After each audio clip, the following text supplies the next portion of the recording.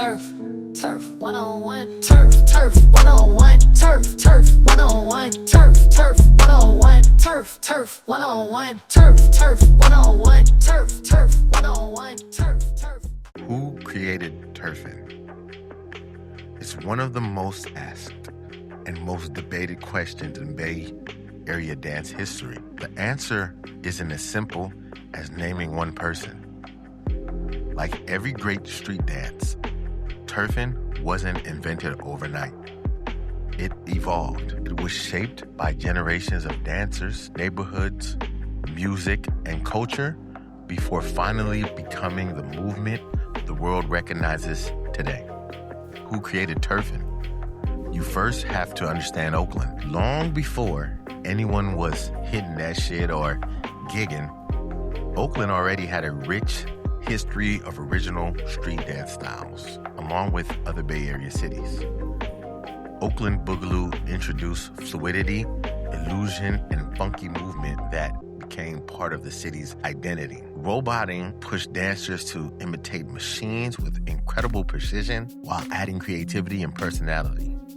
Strutting brought sharp angles, confidence, rhythm, and performance that reflected the energy of the Bay Area streets. These weren't just dances. They represented generations of young people expressing themselves through movement. Every generation took inspiration from the one before it and added something new. That's how street dance has always evolved. As the Bay Area's music changed, the dancing changed with it. Different sounds inspired different movements. Artists like MC Hammer introduced a high-energy style that reflected the excitement of the late 1980s and early 1990s. Groups from West Oakland, like SNOP Underground Rebellion, represented another chapter in Oakland's dance culture, bringing their own flavor, musicality, and originality.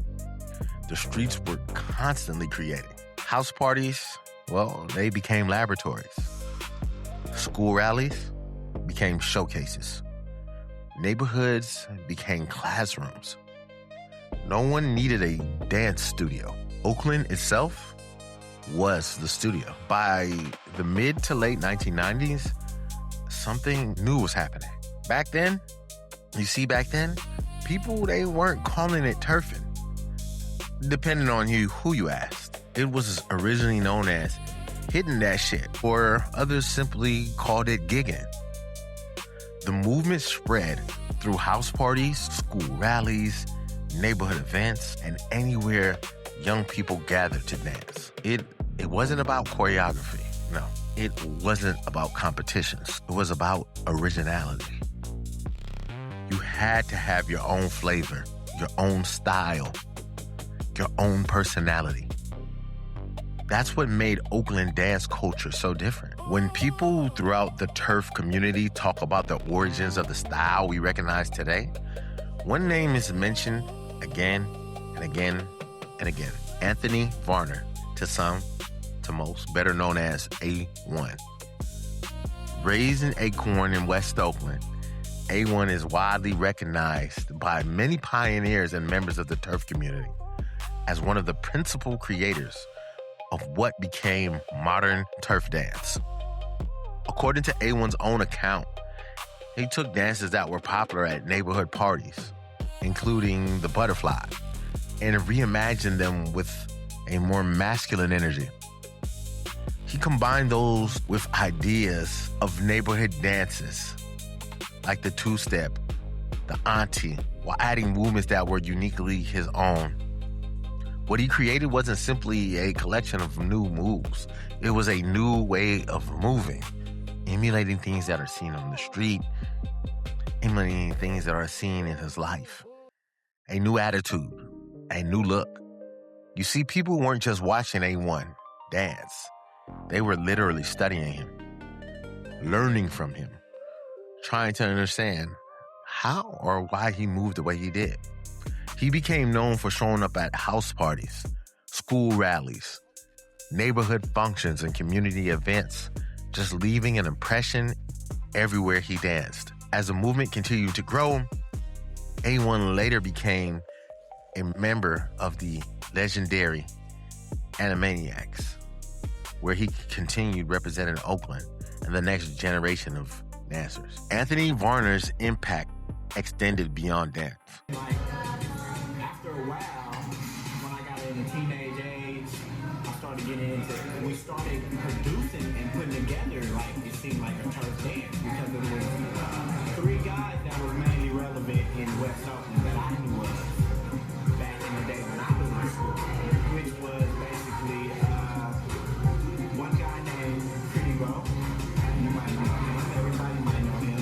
And then you had another guy named Ski, and then you had me. Now, what started making it turf dancing was because of a simple fact.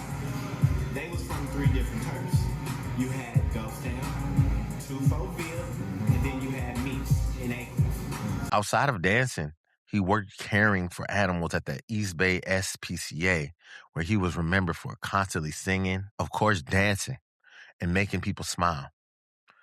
In December of 2019, Anthony's life was tragically cut short after becoming the victim of gun violence in West Oakland. He was only 40 years old. His passing was a devastating loss for his family, his friends, and the entire Turfn community.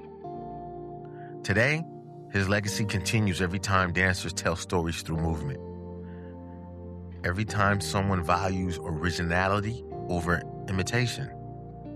And every time someone chooses to create instead of copy. So, who created Turfn? The truth is, Turfn was built upon decades of Oakland culture. Boogaloo, of roboting, strutting, the music, the neighborhoods, the house parties, and the creativity of countless young people who pushed the movement forward. But when the conversation turns to the dance style the world now recognizes as turf dance, Anthony A1 Varner is rightfully honored as one of its principal creators and one of the pioneers who helped to define its identity.